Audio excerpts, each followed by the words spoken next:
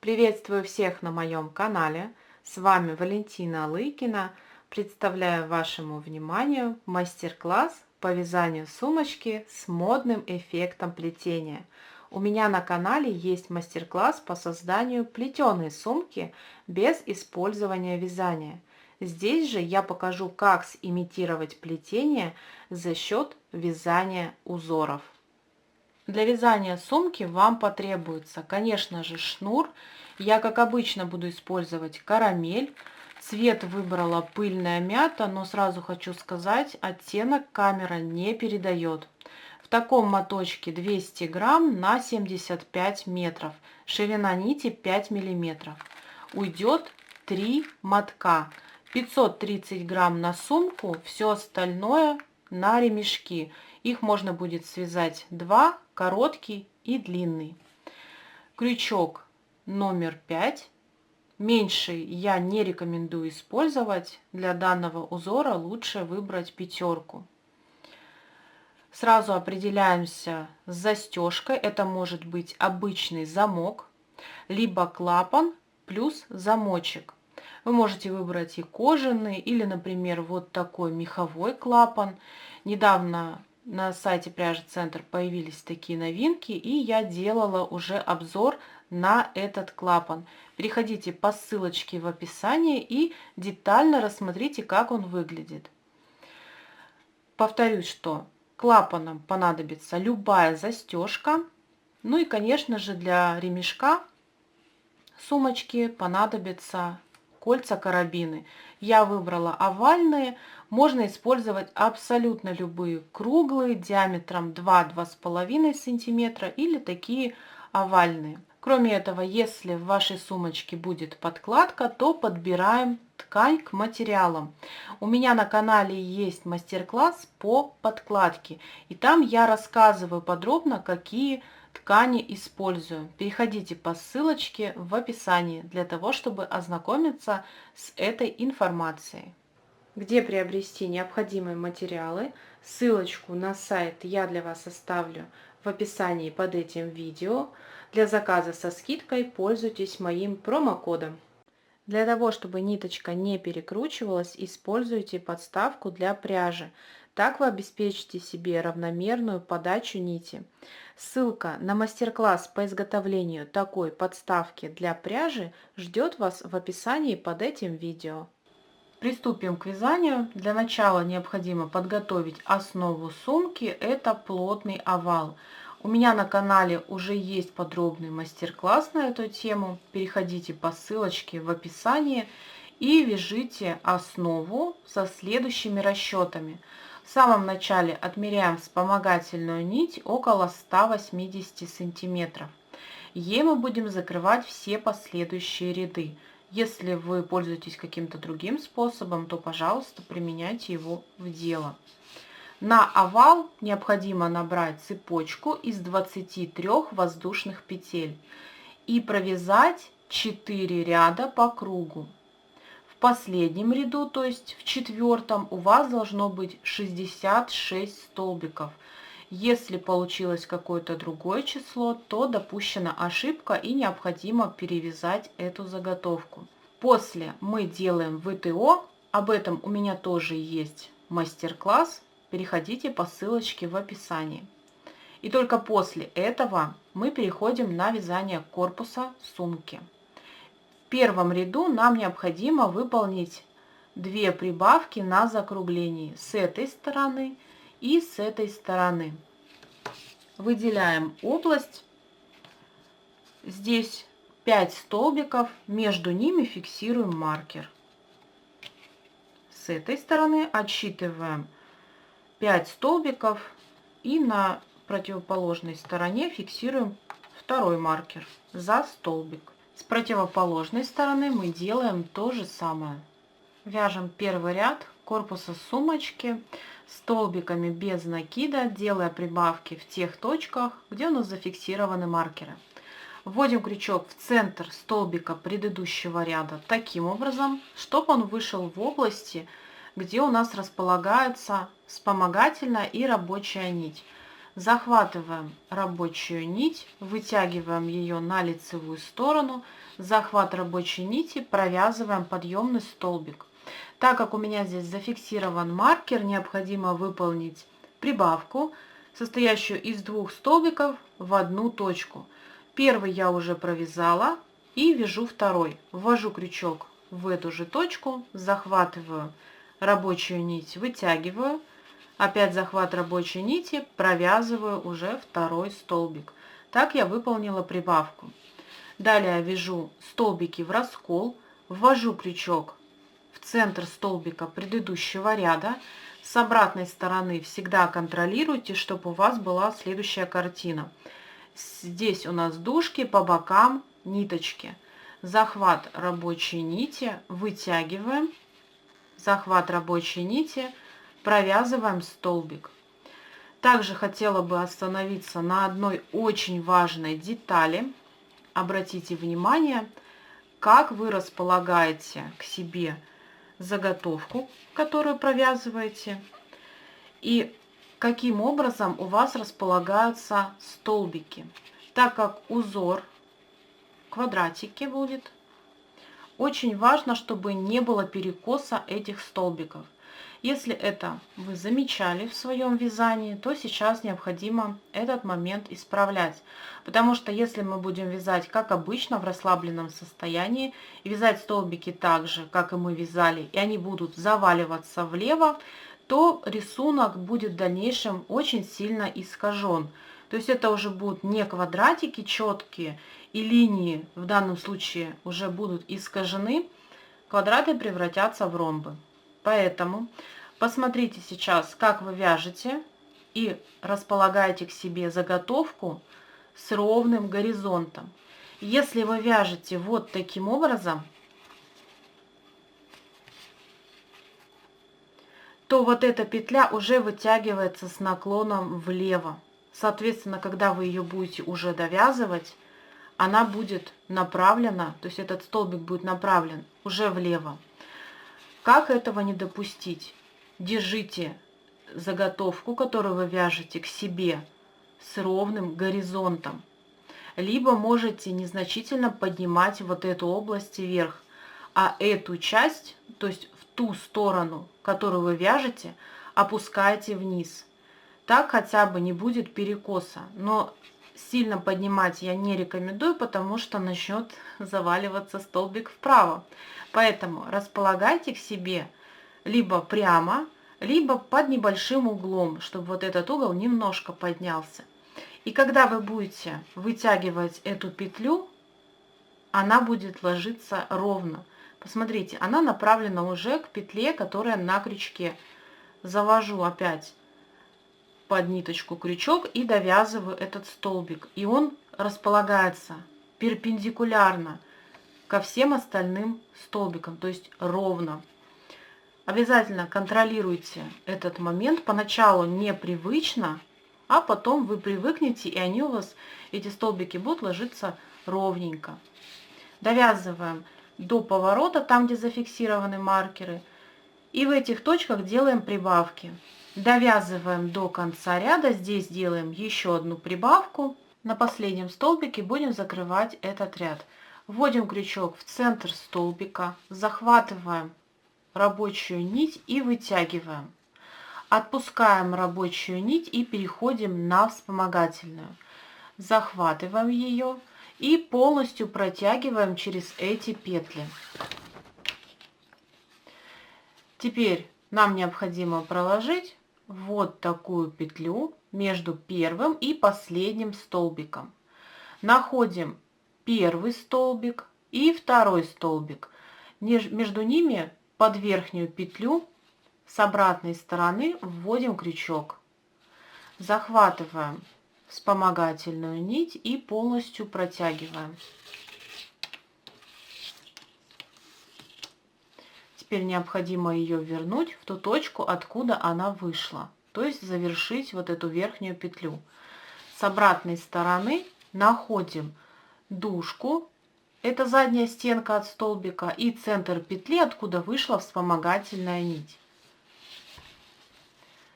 Захватываем вспомогательную нить и полностью протягиваем. Ряд завершен. Теперь необходимо пересчитать столбики. Их должно быть 70. Маркер не снимайте, так будет удобнее ориентироваться. Вяжем второй ряд. Здесь мы будем формировать узор. Начинаем этот ряд точно так же, как и предыдущий, делая подъемный столбик. Раппорт узора составляет 10 петель. 5 петель мы будем провязывать столбики в раскол. Первый я уже провязала. В следующую точку, в центр столбика предыдущего ряда, ввожу крючок. Обязательно проверяем с обратной стороны, чтобы все было ровно. И провязываем второй. Перемещаемся в следующую точку, провязываем третий, четвертый столбик и пятый. Провязав 5 столбиков, переходим на формирование узора. Следующие 5 столбиков мы будем провязывать за заднюю стенку от столбика предыдущего ряда. Находим вот эти петли верхние. И когда переворачиваем, видим вот такие дужки. Это задняя стенка от столбика. За них сейчас будем провязывать. Нахожу, вот она петля, переворачиваю и дужка. Под нее за одну ниточку ввожу крючок.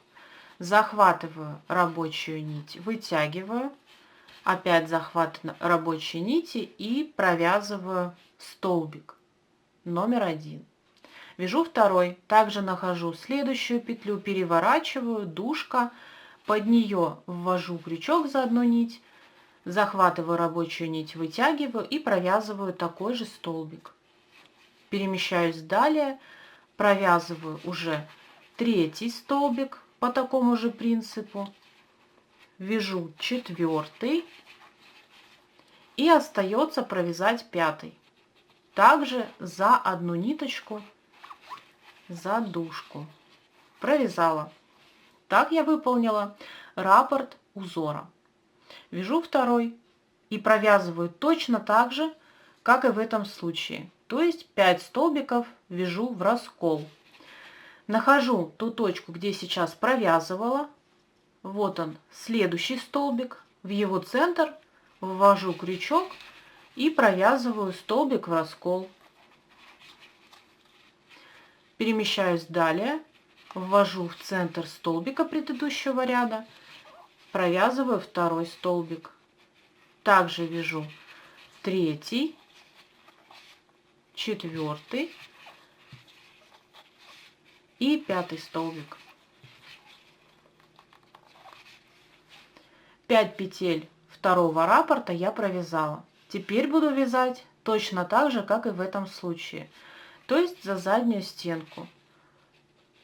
Ввожу крючок под первую дужку, провязываю первый столбик. Ввожу крючок под следующую и также провязываю столбик номер 2. Вяжу третий, четвертый и пятый.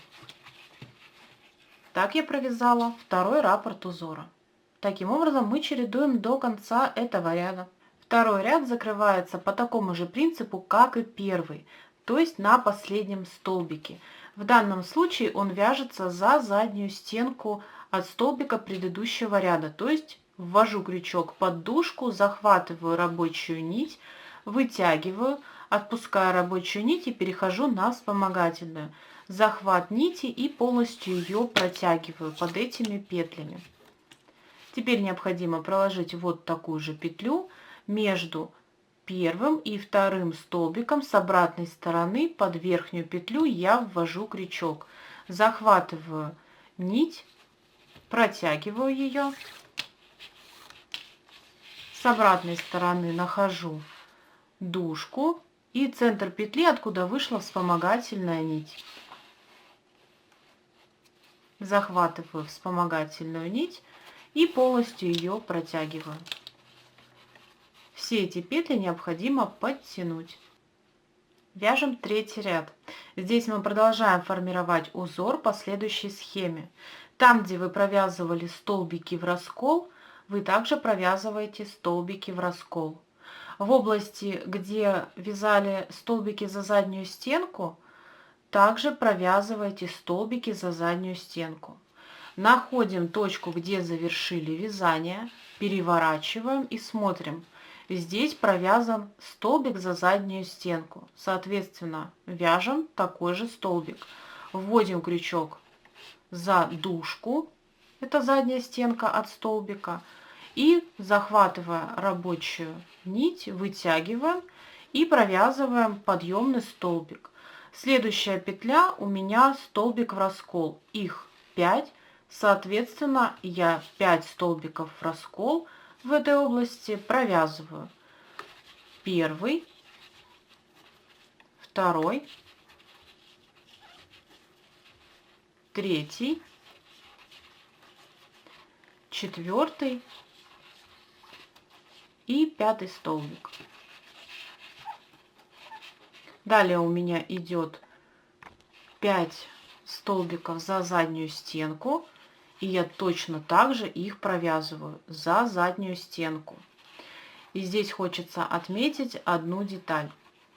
Все столбики в ваших рядах должны быть одинаковые. То есть, так как вы вязали столбики в раскол, на такую же высоту необходимо вытягивать петли там, где вы провязываете столбики за заднюю стенку. Это делается для того, чтобы все столбики и весь рисунок у вас был одинаковый, равномерный. Ну и помните то, что необходимо как держать вашу деталь. Я провязала 5 столбиков, и теперь у меня идут столбики в раскол. Здесь я их точно так же провязываю. Так я чередую до конца этого ряда. Вяжем четвертый ряд, делаем подъемный столбик. Он должен быть продолжением узора, то есть за заднюю стенку в моем случае. Продолжаем вязать по рисунку четвертый ряд, точно так же, как и третий. Всего необходимо провязать по такой схеме 5 рядов.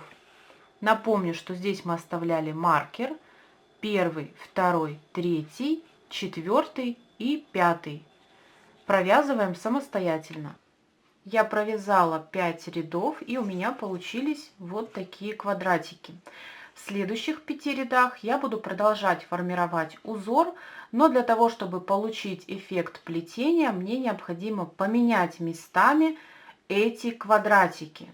То есть в той области, где провязывали столбики за заднюю стенку, продолжаем вязать уже столбики в раскол.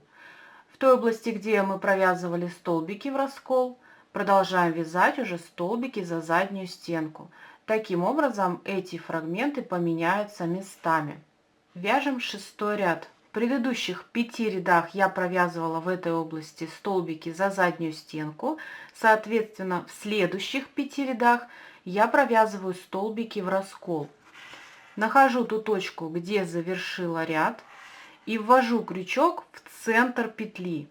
По обе стороны должны быть ниточки. С обратной стороны мне также необходимо захватить дужку. Захватываю рабочую нить, протягиваю и провязываю подъемный столбик. Перемещаюсь в следующую точку, также ввожу крючок в центр петли, захватив 2 ниточки, крайнюю стенку от петли и дужку. Захватываю рабочую нить и провязываю очередной столбик. Перемещаюсь далее, также в центр петли, провязываю столбик без накида. Еще один провязываю. Далее смотрю, у меня располагается фрагмент там, где я провязывала столбики в раскол. Значит, здесь я должна провязывать в следующих 5 рядах вот такие столбики за заднюю стенку. Я переворачиваю и нахожу дужки с обратной стороны. Ввожу крючок под дужку, петля падает вперед. Вытягиваю рабочую нить и провязываю столбик. В этой области вяжу столбики за заднюю стенку. Так, я продолжаю чередовать до конца этого ряда. Там, где провязывала столбики в раскол, вяжу столбики за заднюю стенку. В той области, где я провязывала столбики за заднюю стенку, вяжу вот по такому же принципу. Очень важно вводить крючок в центр петли, чтобы одна ниточка падала на эти ряды. Закрываем ряд и делаем подъем на следующий. В 7 ряду мы вяжем по рисунку, то есть там, где вы провязывали столбики в раскол, вы также их провязываете. А в той области, где вы формировали столбик за заднюю стенку, вы также провязываете столбик за заднюю стенку. Все дальнейшее вязание заключается в следующем. Каждые 5 рядов вы формируете узор. После этого следующие 5 рядов вы меняете местами эти квадратики. То есть здесь, после того, как я провяжу 5 рядов столбики в раскол, следующие 5 рядов я буду провязывать вот такой фрагмент, то есть столбики за заднюю стенку. Переход необходимо делать так, как я показывала в 6 ряду. Я провязала 4 полосы узора, это 20 рядов от той точки, где был зафиксирован маркер. Всего у меня получилось в сумочке 24 ряда. Ушло ровно 500 грамм шнура карамель, и высота сумки составляет 18 сантиметров. Хочу обратить ваше внимание, что квадратики получились ровные, и они друг другу идут четко, параллельно.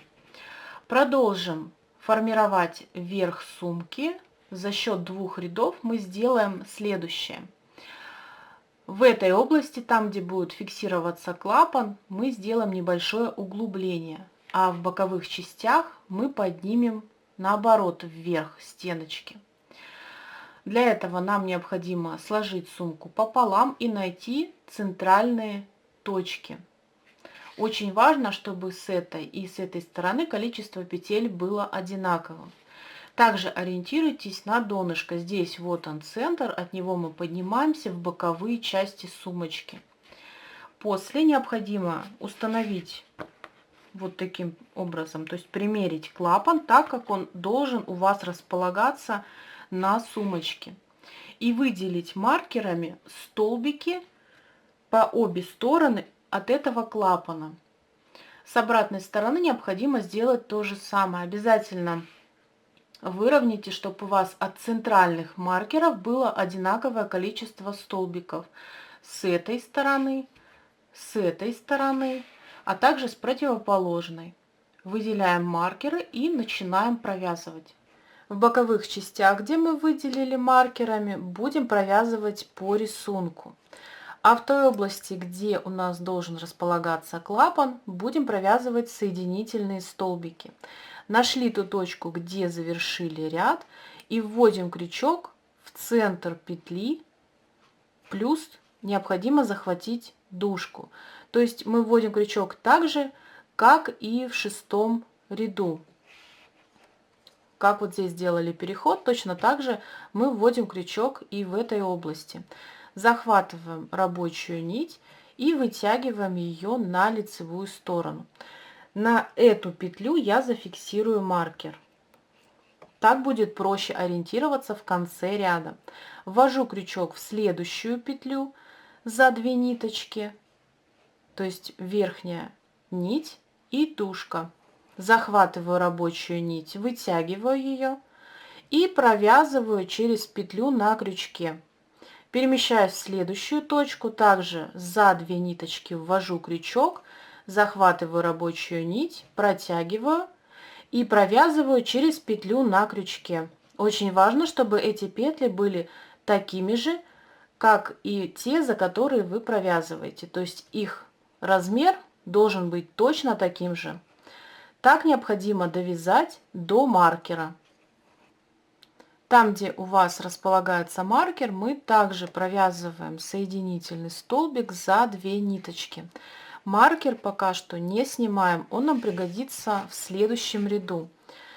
И вот эту область мы провязываем по рисунку. То есть здесь у нас было 5 рядов столбики в раскол, значит следующие провязываю столбики за заднюю стенку. А в этой области у меня провязывались столбики за заднюю стенку, соответственно, я буду провязывать столбики в раскол. Делаю переход так же, как и в 6-м ряду. Я ввожу крючок в центр петли, то есть так же, как и здесь вязала, захватываю рабочую нить, вытягиваю и довязываю столбик. Перемещаюсь в следующую и повторяю все то же самое. Провязав эту область, там, где располагается маркер, мы вводим крючок и провязываем уже соединительный столбик. Вяжем соединительные столбики до следующей боковой части, до маркера. Там, где располагается маркер, мы так же, как и в этом случае, провязываем соединительный столбик. После мы вяжем по рисунку до следующего маркера. Там, где маркер, провязываем опять соединительный столбик и вяжем их до конца этого ряда. Ряд закрываем с помощью вспомогательной нити. Нахожу самую первую петлю, которую провязывала в этом ряду. Здесь должен быть у вас зафиксирован маркер. Вот точка основания этой петли. Я перемещаюсь в предыдущую точку основания и ввожу за 2 ниточки крючок. Все как положено. Захватываю вспомогательную нить и провязываю через все эти петли, полностью вытягивая эту нить. Теперь необходимо проложить такую же петлю между последним и первым соединительным столбиком. Я ввожу крючок под первую петлю этого ряда, захватываю вспомогательную нить, которую вытягивала, и протягиваю полностью под этой петлей. Теперь необходимо вернуть ее в ту точку, откуда она вышла. С обратной стороны я ввожу крючок под вот эти 3 петельки. Первая это дужка, вторая это петля от предыдущего ряда, и третья это центр соединительного столбика. Захватываю хвостик и протягиваю. Вот так закрывается этот ряд. Вяжем второй ряд. Маркер я снимаю. Нахожу ту точку, где завершила вязание, и ввожу крючок в центр петли, захватывая одну ниточку и еще одну ниточку, которая располагается далее. То есть всего мне необходимо захватить 2 нити. Захватываю рабочую нить, вытягиваю, на эту петлю также фиксирую маркер.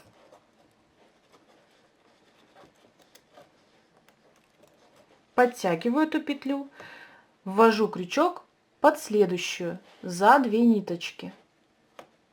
Захватываю рабочую нить и провязываю соединительный столбик. Перемещаюсь далее и также провязываю соединительный столбик, двигаясь в направлении там, где располагается маркер. Там, где зафиксирован маркер, я уже буду провязывать столбики без накида. Я ввожу крючок также за 2 ниточки и провязываю столбик без накида. Далее формирую столбики по узору, в данном случае столбики в раскол необходимо провязывать, и далее чередовать все по рисунку. Довязываю эту область, и там, где зафиксирован маркер, мы также провязываем, как и в этом случае, столбик без накида за 2 ниточки. Ввожу крючок и довязываю. Далее продолжаем вязать соединительные столбики так же, как и в самом начале. Довязываем до следующего поворота. В области маркера провязываем такой же столбик без накида. Формируем узор в этой области. Там, где маркер, опять провязываем такой же столбик без накида. После маркера формируем соединительные столбики. Довязываем до конца и закрываем этот ряд тем способом, который я показывала ранее. И вот так все у вас должно здесь получиться. Главное, чтобы в этой области вы провязывали по рисунку, обращая внимание на фрагмент из 5 предыдущих рядов. Теперь нам необходимо примерить клапан. Он должен располагаться в той области, где провязывали соединительные столбики. И теперь мы выполним обвязку из соединительных столбиков за дужку. Находим ту точку, где завершили вязание. С лицевой стороны располагается у нас петля, и сразу после нее дужка. Под нее вводим крючок за одну ниточку. Захватываем рабочую нить и вытягиваем первую рабочую петлю. За нее фиксируем маркер для того, чтобы понимать, где мы начали этот ряд. Вводим крючок под следующую дужку. Вот она петля, и сразу после нее у нас располагается еще одна петелька. Под нее вводим крючок, захватываем рабочую нить и провязываем соединительный столбик. Так мы двигаемся до конца этого ряда. Закрываем его тем способом, который я показывала ранее в двух предыдущих рядах. Обвязка выполнена, обрезаем нити и прячем их в полотно. На данном этапе корпус сумочки полностью готов, и мы переходим к установке фурнитуры. Если вы, как и я, выбрали кожаный или меховой клапан, то в следующем видео я покажу целых 3 варианта, как установить клапан на корпус сумки. К данной модели я выбрала вязаный ремешок. Мне кажется, узор идеально сочетается. Как связать такой ремешок, у меня на канале есть подробное видео, ссылка ждет вас в описании. Длина моего ремешка 40 сантиметров, и набирала я 50 воздушных петель. Ушло 35 грамм. От вязания ремешка и сумки у меня осталось еще 86 грамм, и этого будет достаточно для того, чтобы связать еще один длинный ремешок 70-90 сантиметров. Можно связать оба. Переходите к установке фурнитуры и пошиву подкладки. У меня на канале есть подробные видео об этом. Переходите по ссылочкам в описании. Обязательно отпаривайте сумочку, делая ВТО. Об этом тоже есть мастер-класс, и ссылка ждет вас там же, в описании. Я надеюсь, этот мастер-класс был вам полезен. Оцените это видео, подписывайтесь на мой канал, нажимайте на колокольчик и не пропускайте мои новые видео. У меня для вас еще очень много интересного. Благодарю за ваше внимание. До новых встреч!